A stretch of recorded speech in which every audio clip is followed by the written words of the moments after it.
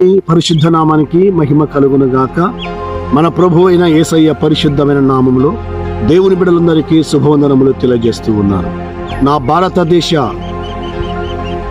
సహోదరి సహోదరులందరికీ 77వ గణతంత్ర దినోత్సవ శుభాకాంక్షలు తెలియజేస్తున్నాను. దేవుని యొక్క పరిశుద్ధ బైబిల్ గ్రంథములో నుండి రోమా పత్రిక 8వ అధ్యాయము 26వ వచనం. అటువలే ఆత్మయు మన బలహీనతను చూచి మనకు సహాయం చేయొచ్చు ఉన్నాడు. దేవుని యొక్క బిడ్డలారా, దేవుని యొక్క పాద సన్నిధిలో పరిశుద్ధాత్మ దేవుడు మనకు సహాయం చేయడానికి ఇష్టపడుతూ ఉన్నాడు.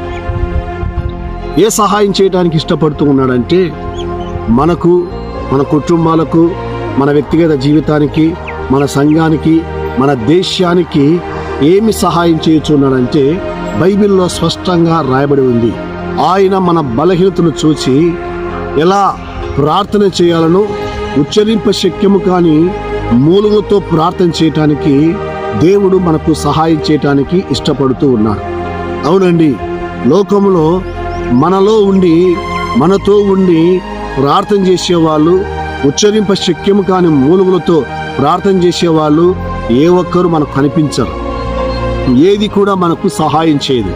అయితే పరిశుద్ధాత్మ దేవుడు, ఆత్మ అయినటువంటి గొప్ప దేవుడు, మనము మన కుటుంబం కోసం, మనము మన సంఘం కోసం, మనము మన దేశం కోసం, మనము మన గ్రామం కోసం, మన పట్టణం కోసము దేవుని యొక్క పాద సన్నిధిలో ఉచ్చరింప శక్యము కాని మూలుగులతో ప్రార్థన చేయటానికి పరిశుద్ధాత్మ దేవుడు మనకు సహాయం చేయటానికి ఇష్టపడుతూ ఉన్నాడు.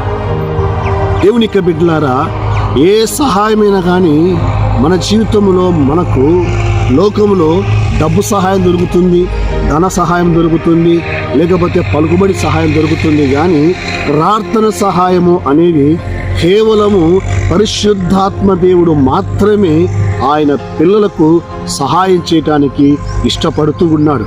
ఎందుకంటే ప్రార్థన ద్వారానే అసాధ్యమైన వాటిని సుసాధ్యముగా మార్చడానికి మన జీవితంలో మనకు ప్రార్థన సహాయం చేస్తుంది. ఎందుకంటే ఈనాడు ప్రార్థన చేయకుండా ఎంతోమంది భ్రష్టులైన వారు ఎంతోమంది ఉన్నారు. ప్రార్థన చేయకుండా పాపములో పడిపోయిన వారు ఎంతో మంది ఉన్నారు. ప్రార్థన చేయకుండా శోధనలో పడిపోయిన వారు ఎంతో మంది ఉన్నారు. ప్రార్థన చేయకుండా దరిద్రములో, పేదరికములో, అప్పులో, అనారోగ్యంలో, శ్రమల మధ్య, సమస్యల మధ్య నలిగిపోయే వాళ్ళు ఎంతో మంది ఉన్నారు. అందుకే యేసు ప్రభు చెప్పాడు, శోధనలో మీరు ప్రవేశించుకున్నట్లు మెలకువ కలిగి ప్రార్థన చేయండి.